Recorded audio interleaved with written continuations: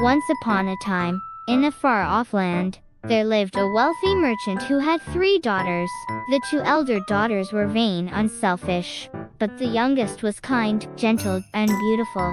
Her name was Belle, and she was loved by everyone in the village for her goodness and her beauty. One day, the merchant received the news that all his ships had been lost at sea, leaving him penniless. He and his daughters had to leave their luxurious home and move to a small cottage in the countryside. The 2 elder daughters complained bitterly about their new surroundings, but Belle was content to be with her father and to live a simple life. One day, the merchant received a message that one of his ships had miraculously survived and that he could retrieve his fortune from the port. He set out on his journey, hoping to return soon to his daughters with the good news.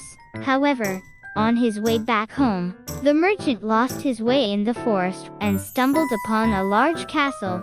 Seeing that no one was home, he decided to take shelter there for the night.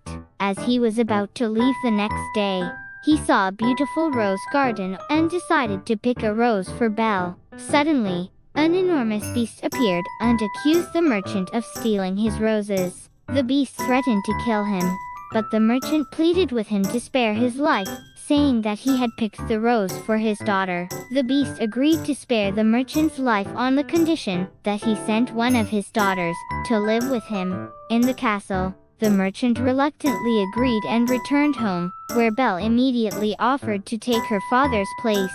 When Belle arrived at the castle, she was greeted by the beast, who told her that she was free to do as she pleased, but must return to him every evening for dinner. Over time, Belle became more and more curious about the beast, and she began to see that he was not as cruel and heartless as he appeared. She discovered that he was intelligent, kind, and well-read, and they began to form a deep friendship. One day, Belle received news that her father had fallen ill and was on his deathbed. The beast allowed her to visit her father, but only on the condition that she returned to the castle after a week. Belle stayed with her father for a few days, but eventually realized that she missed the beast terribly. She returned to the castle, but when she arrived, she found the beast lying on the ground, seemingly dead. Belle realized that she loved the beast and wept over his lifeless body. Suddenly, a bright light appeared, and the beast was transformed into a handsome prince. The prince explained that he had been cursed by a wicked fairy, and could only be freed from the curse by finding someone who could love him for who he was, rather than his appearance. The prince and Belle fell deeply in love, and were married in a grand ceremony at the castle. They lived happily ever after, and Belle was loved and respected by all in the land. The end.